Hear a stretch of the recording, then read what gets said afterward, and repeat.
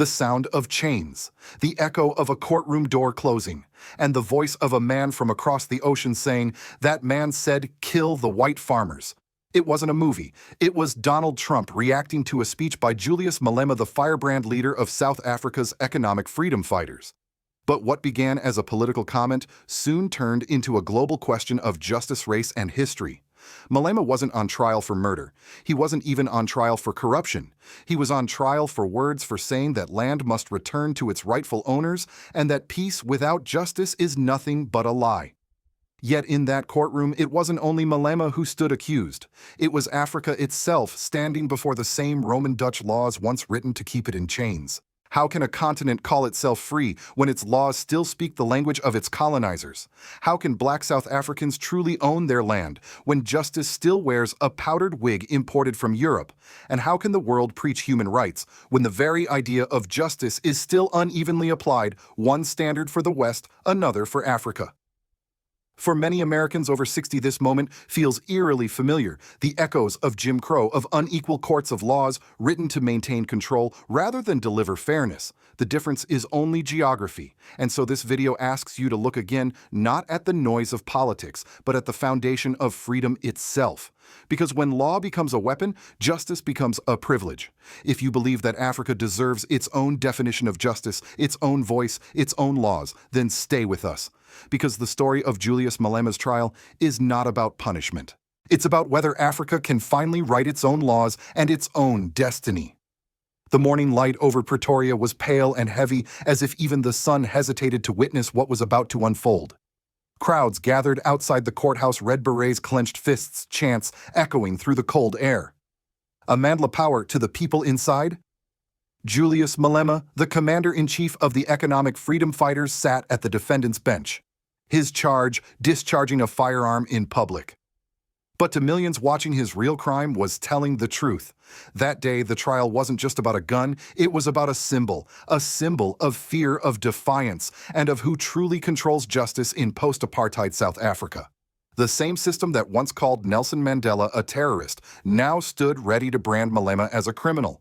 The irony was painful.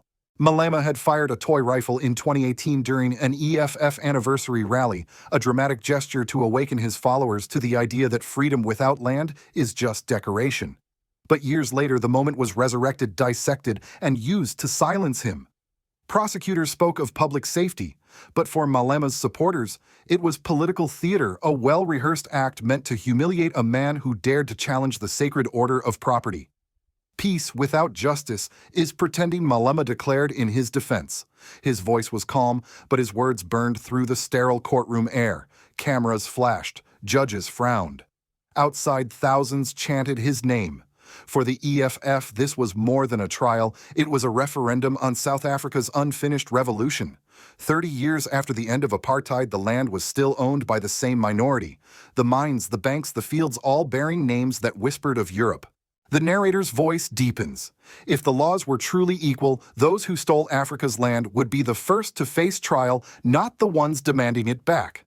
It's a haunting statement, because behind every legal argument stood a deeper injustice, the persistence of colonial law.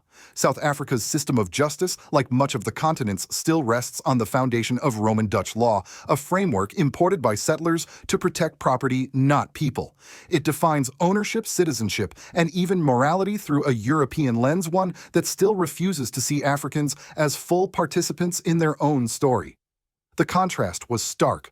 When Oscar Pistorius, a white athlete, killed his girlfriend, his sentence became a debate about mental health and human tragedy. When Julius Malema, a black leader, raised his voice for equality, he became a threat to national stability. And the hypocrisy doesn't end there. The same Western nations that lecture Africa about justice turn away when their corporations loot African mines or fund mercenaries in the Congo. They call it investment. When Africans demand reparation, they call it corruption. Inside that courtroom, Malema's red tie seemed to defy the gray walls, a flash of resistance against an inherited system. The judge read the charges with precision, yet his words echoed the language of those who once wrote laws to keep black people off their own land. For many watching, the question became clear: can justice ever serve the oppressed if it was built by the oppressor? As Malema left the stand surrounded by guards and chants of One Africa, a quiet understanding spread through the crowd. This was no longer just his battle. It was a mirror held up to every African nation still bound by colonial codes. And as the camera zoomed out, the voice of the narrator returns. Africa is not short of lawyers. It is short of laws that serve Africans. That single line set the tone for what came next, a realization that justice as defined by others could never free the continent. The trial was not the end of a case. It was the beginning of a continental awakening, a whisper becoming a roar. We must write our own laws. The crowd outside the courthouse had grown restless. The red flags of the economic freedom fighters waved like living flames against the Pretoria sky. Reporters jostled for space. The air trembled with chants, Malema, Malema, justice before peace. Then came the moment that would ignite not only South Africa, but conversations across the world. Standing before the cameras, Julius Malema spoke again, his voice steady, his tone unshaken. They say we are dangerous because we ask for land. They say we promote hate. But all we are saying is this: you cannot have peace before justice.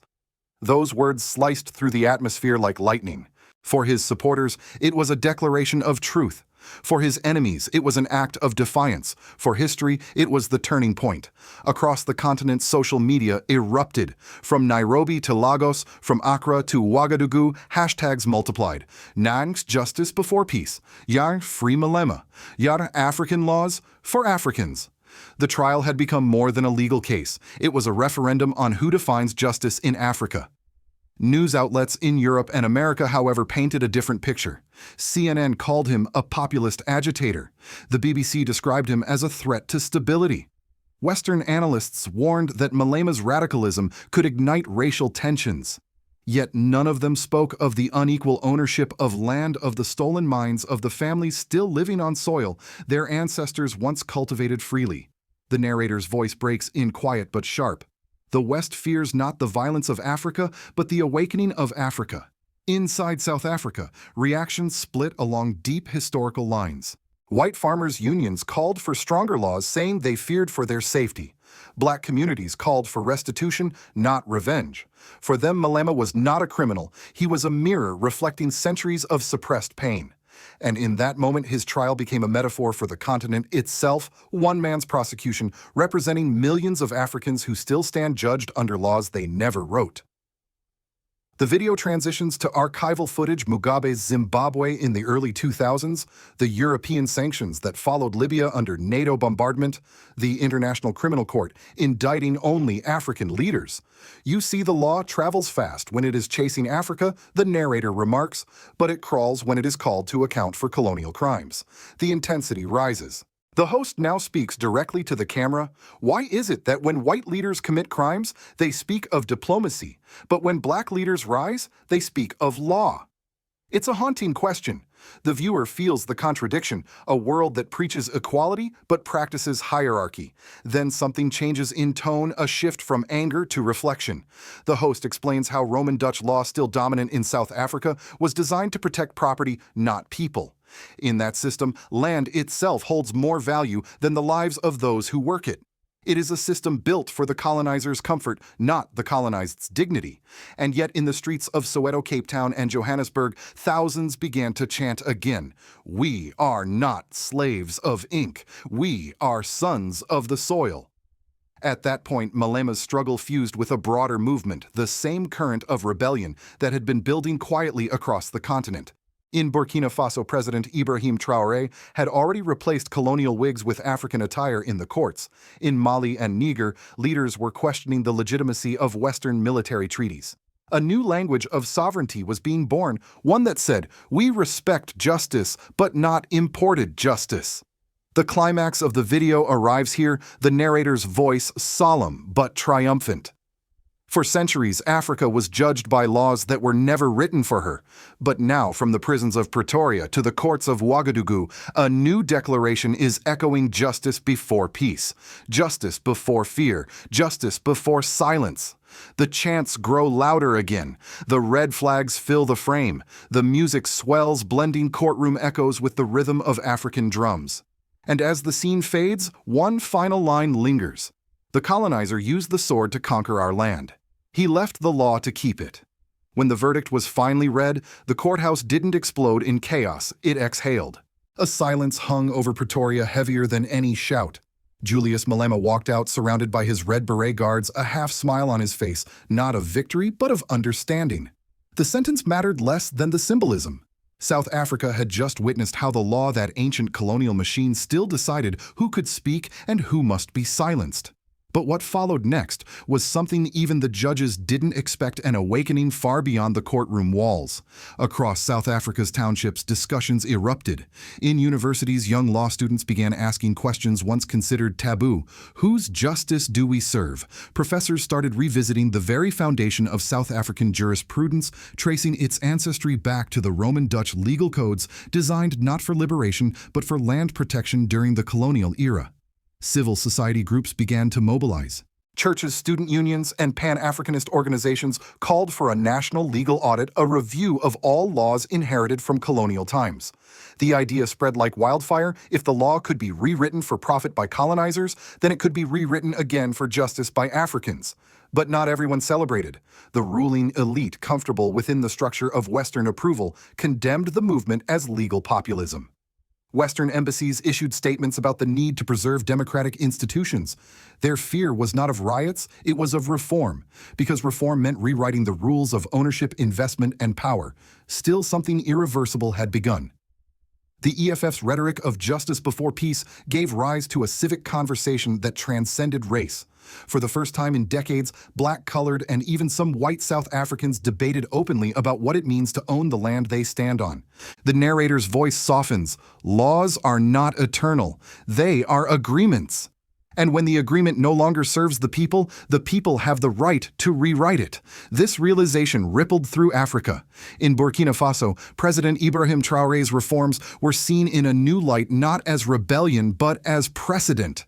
His decision to replace colonial courtroom wigs with Faso Danfani cloth was suddenly understood not as a cultural gesture, but as a constitutional statement. Africa can dress its justice in its own fabric. Other nations began to notice.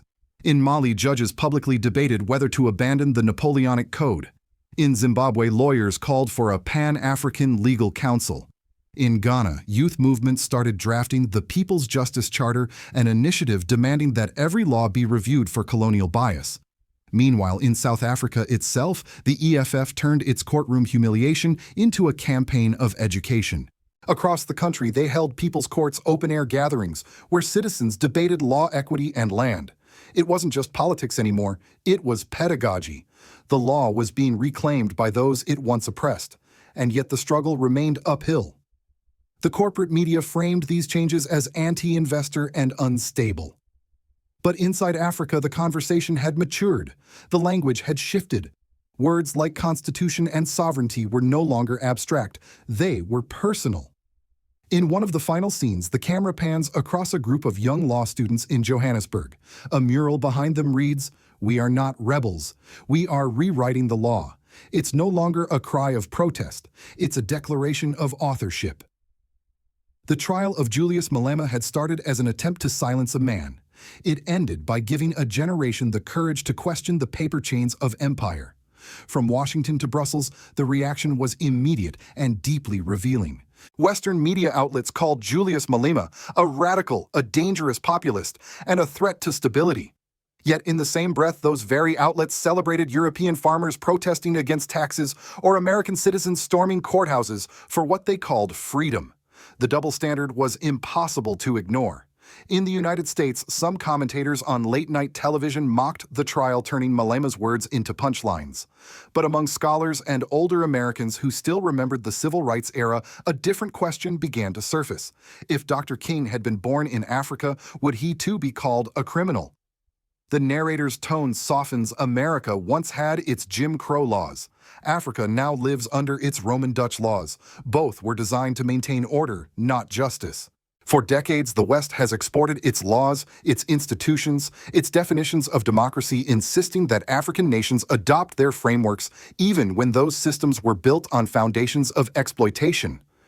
But the Malema trial and the movements it inspired began to expose an uncomfortable truth: the global order depends on Africa staying legally submissive. In the corridors of international diplomacy, whispers began to spread. Western ambassadors in Johannesburg warned that anti-colonial rhetoric could scare investors. European analysts argued that rewriting legal codes would make Africa unpredictable. Yet beneath these technical concerns lay a deeper fear, the fear of African autonomy. Because when Africans write their own laws, they also begin to rewrite the rules of ownership. And when they rewrite ownership, they challenge centuries of Western privilege, from mining concessions to intellectual property, from land titles to energy contracts. That is why the reaction wasn't only political, it was psychological. The West had long seen itself as the teacher of justice. But now Africa was beginning to teach something new: that justice cannot be imported. The narrator draws the parallel clearly. In the 1960s, America's streets demanded civil rights. In the 2020s, Africa's courts demand civil laws. At the United Nations, discussions of reform in African judicial systems once sounded symbolic. But after the rise of the Alliance of Sahel States and the reforms of President Ibrahim Traoré in Burkina Faso, those conversations turned strategic. Traoré's decision to abandon colonial attire in the judiciary and to establish Pan-African legal councils was seen by observers as the beginning of a continental legal sovereignty movement. The U.S. State Department called it a cultural shift. But in Africa, people called it a declaration of independence. Even in Europe, some voices broke from the chorus. A French journalist on France 24 admitted on air, "Perhaps Africa's demand for new laws is not extremism. It is evolution." By now, the movement had reached far beyond Malema himself. The question had evolved from, is he guilty, to who writes the rules of justice? And as world leaders watched the courtroom footage, Malema in red, Traoré in military green, youth in black robes without wigs, it became clear that this was not a passing controversy. It was a generational pivot. The camera fades to a quiet shot of an old American civil rights protest placards reading, "No justice, no peace." The narrator whispers, "Once America taught the world that justice must come before peace." Today, Africa reminds America of the same lesson. The camera fades to black. Only Malema's voice remains echoing faintly through the silence. Peace without justice is pretending. Then the narrator speaks softly, almost like a prayer. The world told Africa to forgive before it was free, to be peaceful before it was equal. But history shows us peace built on injustice always collapses. The courtroom in Pretoria is empty now. The red berets are gone, the microphones silent. Yet something irreversible has begun. A movement no gavel can silence, no law can suppress. Because the true trial was never about Julius Malema alone. It was about the spirit of Africa's justice. Across the continent, people are beginning to see the invisible prison bars written in ink, the constitutions drafted in London, the trade laws modeled in Paris, the courts modeled after The Hague. For decades, Africa was told that civilization meant imitation. But now a new voice is rising, calm, proud, and unafraid. We will no longer copy your laws to govern our lives. In Burkina Faso, President Ibrahim Traoré has already shown what this new spirit looks like: judges wearing African cloth instead of British wigs, courts that speak in local languages, and laws that defend farmers and miners, not corporations. It is not a rebellion. It is a return to self-definition, to justice rooted in community rather than conquest. The world may call it dangerous, but every revolution for dignity has always been called dangerous until it succeeds. The narrator's voice deepens. If Africa does not rewrite her laws, she will forever live under someone else's verdict. And this is not just Africa's warning. It is a message to the entire world, to every nation that still believes in equality, but has forgotten how to defend it. Because when law becomes the tool of empire, silence becomes complicity. The screen shows a slow montage: Malema raising his fist, Traoré standing in court beside local judges, young lawyers rewriting legal drafts in candlelight, an old woman in Soweto whispering, "Let our children know justice too." Then the final line: "Justice before peace, not because we seek chaos, but because peace without justice is the quiet of the grave." If you believe that Africa must define its own justice, if you believe that the voice of the oppressed is stronger than the comfort of the powerful, then share this story. Let it travel further than the lies ever did. Subscribe if you believe that the truth is more important than the headlines. Because in this age of silence, truth is Africa's last act of resistance.